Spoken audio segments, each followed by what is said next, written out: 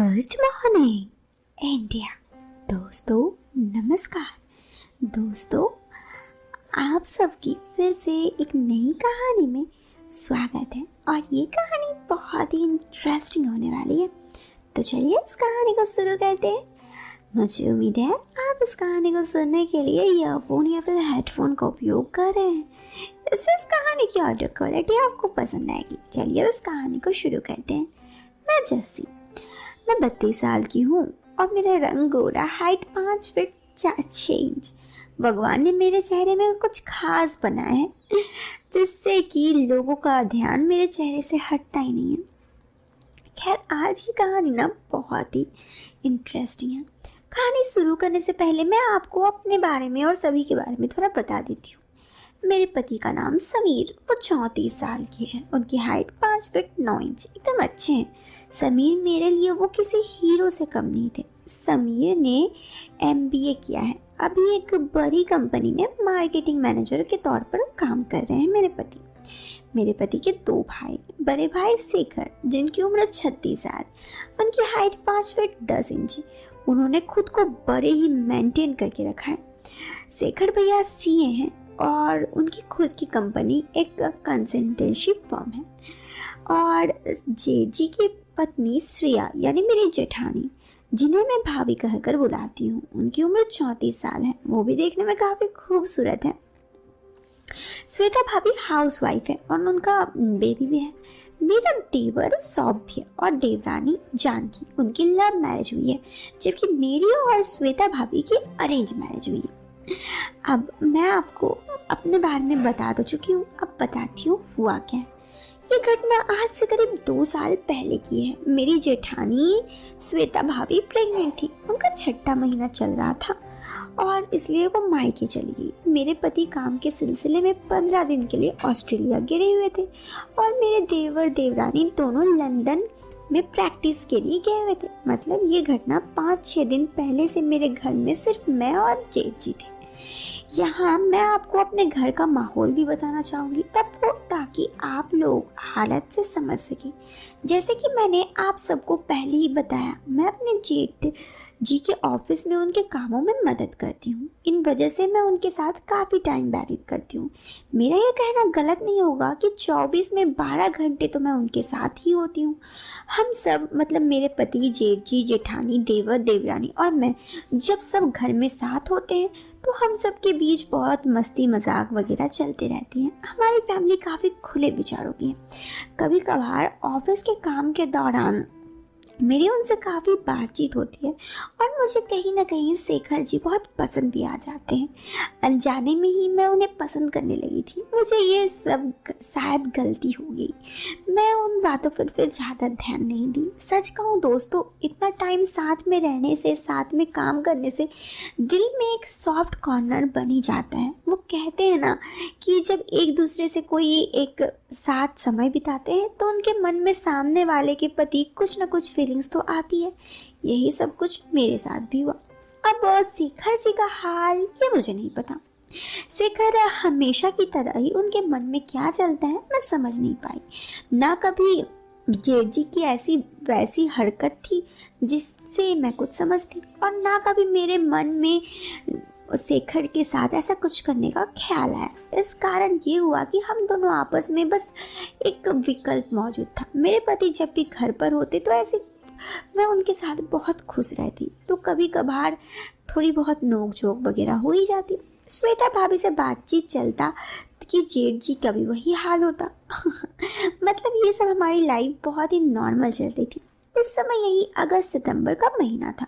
श्वेता भाभी के मायके गए हुए 15-20 दिन हो चुके थे और मेरे पति को ऑस्ट्रेलिया गए हुए 5-6 दिन।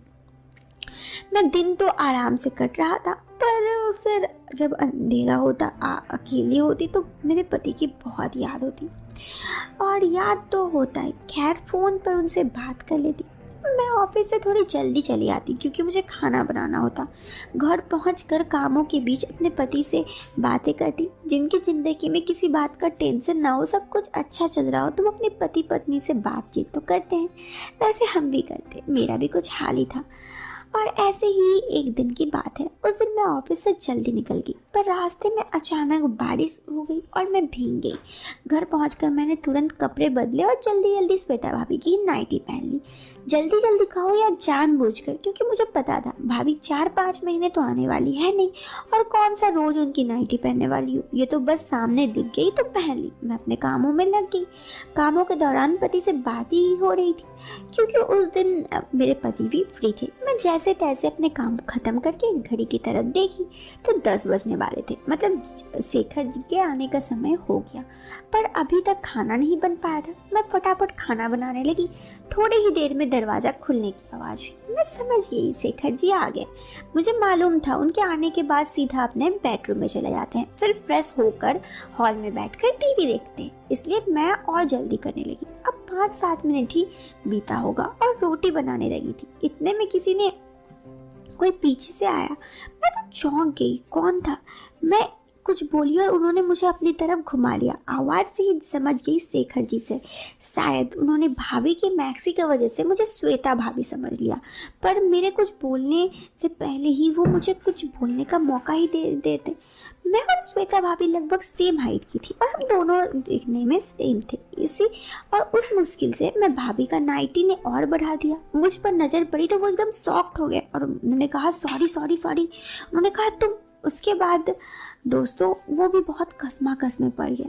यूँ तो शेखर जी भी की भी गलती थी और मेरी भी, क्योंकि मैंने कुछ नहीं कहा। सच कहूँ तो क्योंकि मैं अकेली थी और मेरे दिल के किसी कोने में उनके लिए जगह थी, तो मैं जानबूझकर ही उस वक्त चुप रही और कुछ बोली नहीं। फिर शेखर जी बोले सॉरी जस्सी, मुझे तो श्वेता वापस आ गई है और सरप्राइज़ देने के चक्कर में मैं यहाँ आ गया। उसके आगे कहना चाहते थे। मैं समझ गई। हम दोनों अपनी जगह में रहे। कुछ देर चुप रहने के बाद फिर उन्होंने बोलना शुरू किया। शेखर जी बोले आज की बात हुई थी मेरी श्वेता से। उसने बोला था कि आज वो मुझे सरप्राइज़ देगी और पीछे से तुम्हें देखा तो मुझे लगा कि यहाँ आकर मुझे सरप्राइज़ देने वाली है, इसलिए मैं पीछे से तुम्हें सरप्राइज़ देने आ गया। अभी शेखर जी बोल ही रहे थे, इतनी ज़ोरदार चमक की आवाज़ हुई और आसमान से बिजली कड़की। मैं बहुत डर गई। मैं कुछ समझाती और मैं खुद को संभाली तो और 2-3 बार और ज़ोर से बिजली कड़की। मैं बहुत डर गई। हर आवाज़ और चमक मेरी जैसे पकड़ मजबूत होते जा रही थी। मुझे डर भी लग रहा था। मुझे बिजली से और बिजली की आवाज़ से बहुत डर लगता था। फिर मैं उस रात को ऐसे ही जाने नहीं देना चाहती थी, इसलिए मैं भी उनके वहीं पर खो गई उनके साथ। दोस्तों आप लोगों को बताना चाहूँगी कि मेरे पति और श्वेता भाभी के बीच भी रिलेशनशिप था। ये बात मुझे मेरे पति ने शादी से पहले ही बता दिया था। शादी के बाद श्वेता भाभी से भी पता चला कि मतलब शेखर जी भी ये सब बात जानते थे। अब इन सब चीज़ों से मेरा भी नज़रिया शेखर जी से बदल चुका था, और क्योंकि मैं उनके साथ रहती थी इसीलिए ज़्यादातर तो मैं उनकी तरफ बढ़ गई। और सच कहूँ तो मुझे उनके साथ इस तरह वक्त बिताना काफ़ी अच्छा लगा। और उसके बाद जब तक श्वेता भाभी नहीं रही, हमेशा मैं जेठ जी के साथ क्वालिटी टाइम स्पेंड करती। कुछ दिन बाद मेरे पति आ गए, लेकिन जब मेरे पति नहीं रहते तो मैं शेखर जी के साथ टाइम स्पेंड करती। दोस्तों कहानी तो खत्म हो गई। तो कैसी लगी आपको कहानी ज़रूर बताना कमेंट बॉक्स पे। वीडियो के पसंद आने पर आप इस वीडियो को लाइक कर सकते हैं और चैनल पे पहली बार आए हैं तो सब्सक्राइब जरूर करना। मिलते हैं फिर एक नए वीडियो में एक नए और इंटरेस्टिंग टॉपिक के साथ। Till then bye bye, take care, bye.